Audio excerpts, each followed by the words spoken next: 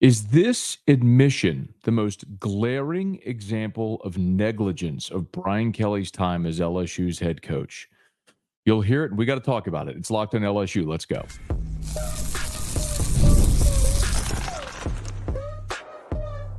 You are Locked on LSU, your daily podcast on the LSU Tigers. Part of the Locked on Podcast Network, your team every day. Okay, let's get it. It is Locked on LSU, your team every day. I'm your host, Matt Moscona. Thanks for making us your first listen every day. We are free, available wherever you get podcasts, of course, on YouTube as well. So please subscribe. Today's episode is brought to you by FanDuel. Place your first $5 bet, and you'll get started with $200 in bonus bets guaranteed. Visit FanDuel.com to get started. It is a tradition here. Every week we'll go through the Pro Football Focus grades, and you're not going to like it. And what's really stunning is the worst players that graded out, or the players that graded out the worst, are among LSU's best players and fan favorites. But we got to talk about it. We'll get into that. What happened to Garrett Nussmeier on Saturday? Brian Kelly gave his thoughts, and not only just what happened, but how they build off of it. I'll explain what I mean. And maybe there is a sign for hope against Alabama. I'll explain that's coming up. But I have to start with what I think might be the most glaring omission of negligence of Brian Kelly's time at LSU. And listen, I don't think Brian Kelly's infallible. I think he's a great coach who's won a ton everywhere he's been. He has sorted out a lot of the processes around LSU. He's fixed a lot of the culture issues that he inherited. In many ways, he has fixed the roster. Still holes, and obviously still a ways to go, clearly. But he's not infallible. I've talked about some of the mistakes he made. Obviously, not retaining Corey Raymond was a giant mistake for Brian Kelly initially. Hiring Brian Polian as the recruiting coordinator was a giant mistake for Brian Kelly initially. But as he's continued on, I think he's rectified a lot of those. I think bringing Corey Raymond back, making Frank Wilson the recruiting coordinator, he very quickly realized some of the errors of his ways and has fixed them. But considering what was on the line Saturday night at Kyle Field, it is so discouraging to hear the comments from both Brian Kelly and notably Greg Penn, who wears the number 18 jersey, after the game on Saturday. First, I want to start with what Brian Kelly said, because in his postgame press conference, you'd imagine he was going to be asked about Marcel Reed entering the game and how that all went. And the first question, and he was asked multiple times, I'm going to play both these answers. The first question was, did you work on the RPO? That's how it was phrased. And so listen to Brian Kelly's answer, and then we'll come back and talk about it. Well, it wasn't the RPOs as much as it was the quarterback run game. And, I mean, it's the million-dollar question. And I would say that we need to spend more time, and each and every week it's got to be part of it, because right now I would run the quarterback against us. Two parts. Number one, the RPO, and this is something I think fans, media, a lot of people get confused. And I'll hat tip Urban Meyer. He did an amazing job on Fox's pregame show several years ago explaining this, and it's something that I reference often. I think fans sometimes, just people who watch football, think of the quarterback run, the read option, as an RPO. That's not what an RPO is. An RPO is a run with a pass option. It is a called run play where the quarterback has the option to throw, to pass off of the run based on the look. So it wasn't RPO that was getting LSU. It was the zone read. The quarterback running the ball is what obviously LSU was unable to stop on Saturday night. And you heard Brian Kelly there say at the end, so the second part was him saying it has to be a piece of what we do every week. The fact that he didn't adamantly say we worked on this and we just didn't execute it was a little concerning. Well, there was another question a bit later where a media member came back and said, did you practice? He mentioned Marcel Reed by name, the quarterback. He said, did you prepare for Marcel Reed? this is not the definitive answer that you would like to hear. You know, we have a plan for the running quarterback. I don't know that we executed at the level that we needed to. I think if we, 2020 is such that should we have spent more time on it? Sure looks that way. But I don't believe that there was a sense that we weren't capable of doing it after feeling really good about the running quarterback that we faced last week at Arkansas, because we had a similar plan. So we got to go back and double down on our preparation for the running quarterback. So the answer is no. They faced a running quarterback in Taylor Green the week before against Arkansas. They felt they prepped that well. They defended it well, which they did, which in part is why it was so surprising that they were completely and wholly unable to defend Marcel Reed when he went into the game. Even after maybe the first drive or the second drive after the turnovers, go to the sideline, regroup, catch your breath. I mean, there was a point in that third quarter where LSU did have an opportunity when they put together a long drive, the one that ended in the touchdown. LSU chewed up nearly 4 minutes of game clock to actually just over 4 minutes of game clock to make it 28-23. You had an opportunity there. What did A&M do the first play? Boom, deep shot for 54 yards. 2 plays later, they're in the end zone. Anyway, the point is, it's pretty clear that Brian Kelly didn't give you the most warm and fuzzy feeling about with his answer about how much they might have prepared for Marcel Reed. But Greg Penn did. And Greg Penn this isn't the warm and fuzzy answer, but he gave you the answer. Greg Penn was meeting with reporters after the game, and this is what LSU's senior linebacker said when asked about Marcel Reed entering the game. It's hard to say right now, but, I mean, we didn't really prepare for it, honestly. I mean, we didn't think that he was going to come in the game. So, I mean, him coming in the game kind of caught us off guard, I would say. I mean, we didn't really know what runs they were going to run and things like that. So, I mean, they were doing that kind of just, I guess, open the game up for them in terms of what they were doing on offense. I know if you're listening on podcast, that was low. If you're watching on YouTube, you got to see the captions there. But what Greg Penn said was, we didn't prepare for it, honestly.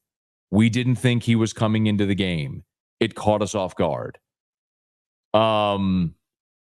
That is gross negligence.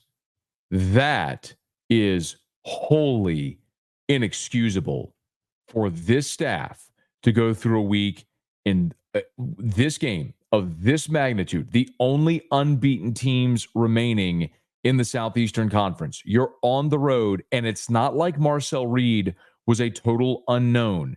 Marcel Reed started 3 games for this team and went 3-0. He won at Florida. He beat Bowling Green at home, and he beat Arkansas in Jerry World. He has played in 6 of Arkansas's 8 games. He did not play in the opener against Notre Dame. He didn't play a week ago against Mississippi State. Listen, it's one thing if it's like, I'll give you a throwback, 2001 SEC championship game, Rohan Davey gets injured, Matt Mauck comes in. Matt Mauck hadn't played the entire season. It wasn't like Matt Mauck was a known commodity, and he was dramatically different stylistically from what LSU did with Rohan Davey, and Mauck's ability to run caught Tennessee off guard. There was no way they could have or should have prepared for that. In this instance, yes, no doubt, Marcel Reed is very different than Connor Wegman, but Marcel Reed had played in 6 or 5 of the 7 games to that point, now 6 of the 8. To not be prepared at all, and that's Greg Penn saying it, that they didn't prepare for it. That is completely unacceptable from a head coach that makes $9 million a year and the highest paid defensive coordinator in the country. Now, Blake Baker's plan for Connor Wegman was flawless. It was so good. Let me say it to you this way. It was so good that you literally made them take the quarterback out of the game midway through the third quarter. That's how much you were dominating. They made a quarterback change midway through the third quarter. That's how much your plan was working. But you had no plan whatsoever for Marcel Reed, and that cost you the football game, and that is devastating. Now, we can look ahead and what this is going to mean for LSU, because the next one up is Jalen Milroe. And Milroe beat you not with his arm last year. Milroe beat you with his legs. Now, your defense was atrocious a year ago, and this one, when it's focused, has been pretty good. Not great, but good enough You had 2 weeks to prepare for Jalen Milroe running the football, and you heard Brian Kelly say it. If I was scheming against us, I would run the quarterback. You did a great job a week ago against Arkansas with Taylor Green, but you were clearly unprepared for Marcel Reed. That's all you needed to know. They didn't spend a minute working on Marcel Reed this week. And that cost you the football game, unfortunately. All right. The other thing that cost you, of course, was the turnovers, the 3 interceptions by Garrett Nussmeier. Brian Kelly addressed that after the game. I want to let you hear what he said, and I'll build off of that as well. It's Locked on LSU, your team every day. Today's episode is brought to you by FanDuel. Get ready to tackle the NFL action with FanDuel, America's #1 sportsbook, because right now, new customers can bet $5 and get $150 in bonus bets if you win. That's FanDuel Sportsbook app. It gives you everything you need to place live bets on the NFL all in one place. So when you get a hunch in the middle of the game, you can check out the latest stats. You can view live play-by-play and so much more on the same page where you place your bets. Just visit FanDuel.com to join today and get started with $150 in bonus bets if you win your first $5 bet. That's at FanDuel.com. Never waste a hunch and make every moment more with FanDuel, an official sportsbook partner of the NFL. That's FanDuel.com.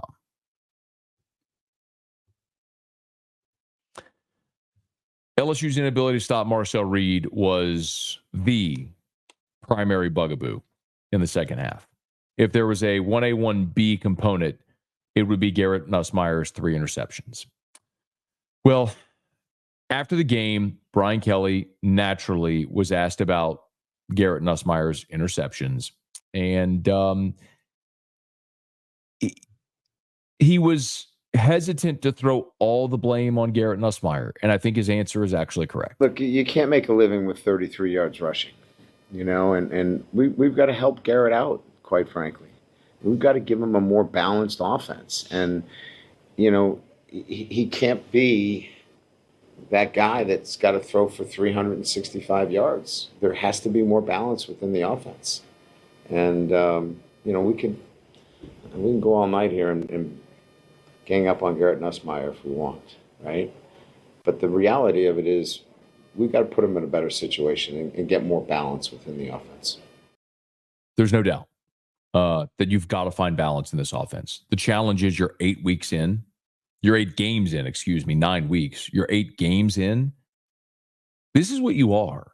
It's not to say you can't continue to improve, but to think all of a sudden LSU is just going to find this dominant run game this year is Pollyanna. It's not realistic.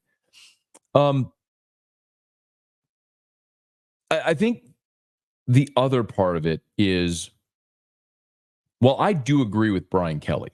And by the way, there were several follow-up questions asked in that press conference about Garrett Nussmeier. And Kelly said routinely, that, yeah, I mean, you got to make better decisions, but you got to be able to run the ball. We can't ask Garrett Nussmeier to stand, the way he said it was stand on his head. Basically, Garrett Nussmeier is having to do everything. And he's been so good this year in spite of a total lack of a running game. LSU is 111th in the country in rush yards per game, 111th out of 134. You are 6-2 because Garrett Nussmeier has been spectacular. Do not get it twisted. There's too many fans that are criticizing Garrett Nussmeier, and I find that offensive. And not to say he doesn't deserve blame for some of the decisions. He does, and we expect him to be better and to not make some of those poor decisions. But you take the good with the bad. The touchdown pass against Ole Miss at the end of regulation was a very gutsy throw, and he delivered, and he won you the game because of it. And to this point in the season, you are where you are because he has been awesome. He's not been flawless, but he has been fantastic. He leads the SEC in passing touchdowns. He's worked his way all the way up into being considered a first-round draft pick. Now, he didn't play like it in the second half Saturday against Texas A&M, but he's been asked to be Superman, and by and large, he's worn that cape this year. The second half, or really a quarter and a half, It got away from him. And that's unfortunate that it happened. It happened in that spot, in a spot where you needed him to be great, and he wasn't. And that happened. So, yes, it's realistic to say you credit Texas A&M. They pressured him. They put LSU in spots where he had to throw and feel like he had to go make a play, and he made poor decisions. But at the same time, I also expect a quarterback that's a fourth-year guy that's been so good when he's rolling to his left and you're up 10 in that situation in the game midway through the third quarter to know, let me not give them anything. Let me just heave it into the stands. We'll punt and play defense because they moved the ball on us all night. I mean, that's another way to think of it. So both things can be true. You can credit Texas A&M, but credit every defense because every defense is trying to confuse Garrett Nussmeier. Every defense is trying to stop LSU. Every defense is trying to find ways to make it difficult for Nuss and the receivers. And they keep throwing for 350 a game, in part because they have to. So both things can be true. You can credit Texas A&M for a good plan, but you can also blame Garrett Nussmeier for poor decision-making. But what Brian Kelly said is true as well. You need to find balance. Now, I'll give you some perspective here. Do you know who the number one rush defense in America is through 9 weeks? It's Ole Miss. You did okay against Ole Miss. Not great. South Carolina, 16th in America in rush defense. Texas A&M, who you played on Saturday, 18th in America in rush defense. By the way, UCLA, who you played earlier this year, 13th in America in rush defense. My point is, you've played 4 top 20 rush defenses in America so far in your 8 games. Now, you played Nichols and you played South Alabama, and the other 2 you played, Southern Cal's 58, Arkansas's 37. So 5 of the 8 games you played the number 1, 13, 16, 18, and 37 rush defenses. You played some good rush defenses, which has contributed also to your problem and your inability to run. The good news is what you have ahead of you. Alabama is 69th in America in rush defense. When Alabama comes to Baton Rouge, that will be, among your power opponents, the worst rush defense you will have faced all season. You are at home. And by the way, Alabama's pass defense hasn't been good either. So you should have a great opportunity to move the football against Alabama. I'm not going to start previewing that game now. We've got 2 weeks to do it and we'll get there. But if you're looking at it objectively, yes, LSU has struggled to run the football. They've also played a lot of really good run defenses. Bama is 69th in the country in run defense. Florida is 94th. Then Vanderbilt's 28th and Oklahoma's 21st. But the next 2 opponents you play, Bama and Florida, are statistically the 2 worst rush defenses you're going to face all year. If you're looking to get some confidence and get something going in the run game, you literally don't have a better opportunity than the next 2 you're going to face because those are the 2 worst rush defenses you're going to face all year. Let's see if LSU can do it. You're 111th in the country in rush offense at 115 yards per game. You face some really good rush defenses that have limited you. You've gotten going a little bit against South Alabama, who's the worst rush defense that you faced. Now that's a G5 as well. Let's see how it looks the next 2 weeks when you punch a little more at your own weight, which is weird to say about Bama and Florida and LSU running the football. But that does look like a more representative sample of what you'd be going against. Just something to file away as we get closer to that opener, or to the game in Tiger Stadium against Alabama. Okay. We always talk about the Pro Football Focus grades here as we start a new week and wrap up and put the finishing touches on the previous game. We'll do that as we wrap up next. Locked on LSU, your team every day. Of course, it will be LSU and Alabama in Tiger Stadium a week from Saturday. If you want to be in that number, Game Time can help make it happen. Y'all, LSU, Alabama, God, there's just nothing like it in Tiger Stadium when it's a meaningful game and that team comes in and it's a night game and it's full throat Tiger Stadium. If you want to be there, be part of keeping LSU's playoff hopes alive and eliminating Alabama, get down to GameTime, y'all. Download that GameTime app. I love it. You could use an app feature listed in Customize Your Spot, which is GameTime Picks is what I would love for you to check out. Go to Customize Your Spot, and then you can talk about, you'll find curated deals that'll make it easy to find the best price, great seats, super deals. You could view the seats before you buy. You get a panoramic view of from your seat of the field or whatever it is. If it's sports or comedy or theater or music, you got to check it out. It's at GameTime.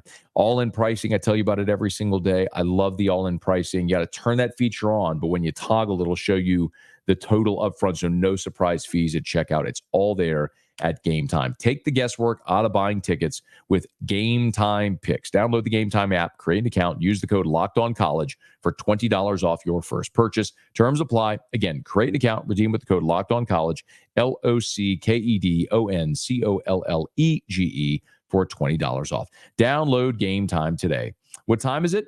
It's game time.